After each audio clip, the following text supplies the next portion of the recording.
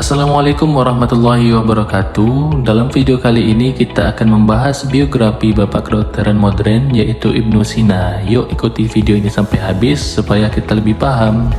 Nama lengkap dari Ibnu Sina ialah Abu Ali Al-Husain Ibnu Sina atau dikenal sebagai Avicenna. Lahir pada tahun 980 Masehi di kota Bukhara, Uzbekistan.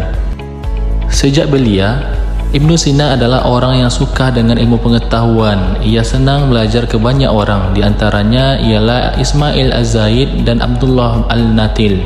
Pada usia 10 tahunnya, Ibnu Sina sudah menyelesaikan hafalan Al-Qur'annya dan menghafal banyak sastra-sastra Arab yang berisikan tentang puisi Arab dan sebagainya. Pada usia 13 tahun, Ibnu Sina sudah mulai belajar ilmu kedokteran dari Al-Hasan Ibnu Nuh Al-Qumri dan beberapa dokter hebat lainnya. Setelah mendalami ilmu kedokteran, Ibnu Sina pun menggunakan ilmunya membantu fakir miskin dengan sukarela tanpa pamrih. Di usianya yang ke-16 tahun, ia pun semakin mendalami ilmu kedokteran. Ia pun menemukan obat-obat baru untuk menyembuhkan penyakit yang sebelumnya tidak bisa disembuhkan. Di dalam perjalanan Ibnu Sina, beliau menyembuhkan Sultan Bukhara lalu diberikan kehormatan dan kemuliaan untuk mempergunakan perpustakaan kerajaan sebagai bekal mendalami ilmunya. Menginjak usia 18 tahun, Ibnu Sina sudah mendalami ilmu berbagai bidang, diantaranya ilmu filsafat, matematika, metafisika, politik, dan ilmu lainnya yang beliau pelajari dengan sendiri.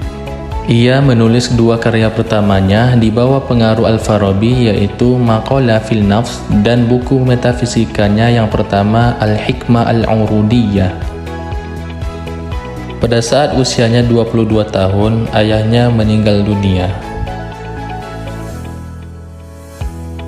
Pada tahun 1004, dinasti Samaniyah jatuh. Lalu Ibnu Sina memutuskan untuk pindah ke Urgensi, Uzbekistan untuk menulis kembali.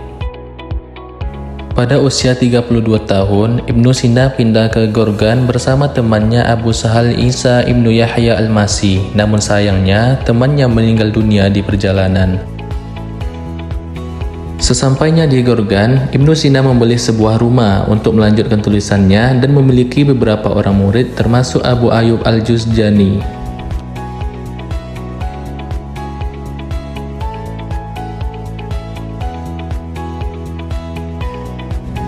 Ibnu Sina berhasil menyembuhkan Majidil Ad-Daulah, Raja dinasti Buyid, bertemu Al-Qubus Ibnu Musghir, Raja Hamadan.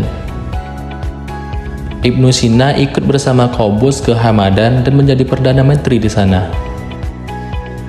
Sayangnya, Ibnu Sina tidak disukai di sana karena menegakkan keadilan dan akhirnya dituduh berkhianat, lalu diberhentikan dari jabatannya dan diasingkan dari Hamadan, Irak.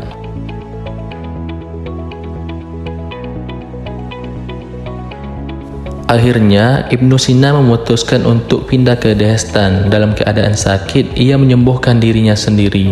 Lalu tak lama kemudian, ia pindah ke Gorgan dan menemui muridnya, Abu Ayyub Al-Juzjani.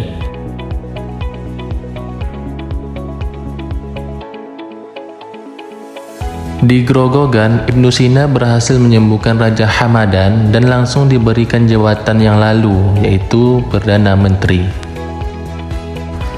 Setelah Raja Hamadan meninggal, lalu Ibnu Sina dipenjara oleh anak Raja Hamadan.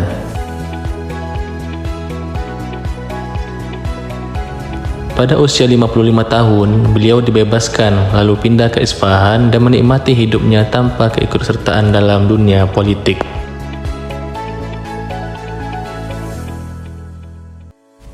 Di Isfahan, Ibnu Sina mengadakan diskusi ilmiah setiap hari Jumat dan menyelesaikan bukunya The Book of Healing, The Book of Salvation, dan lainnya.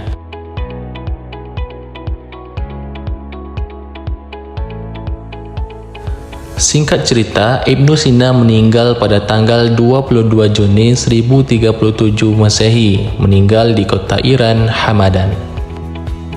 Selama hidupnya, beliau berhasil menulis lebih dari 450 karya, namun sayangnya hanya 240 tulisan yang berhasil ditemukan. Karya-karyanya mencakup berbagai ilmu pengetahuan, termasuk ilmu fisika, matematika, geometri, astronomi, fisika, dan lain sebagainya. Bukunya yang berjudul Al-Qanun fi Al-Tib merupakan salah satu buku yang paling terkenal di sejarah kedokteran, dan karyanya yang berjudul Kitab Al-Shifa merupakan ensiklopedia filosofi dan ilmu yang luas. Baik, demikianlah sejarah perjalanan biografi Ibnu Sina. Ibnu Sina pernah berkata, tidak ada penyakit yang tidak dapat disembuhkan, hanya kurangnya kemauan.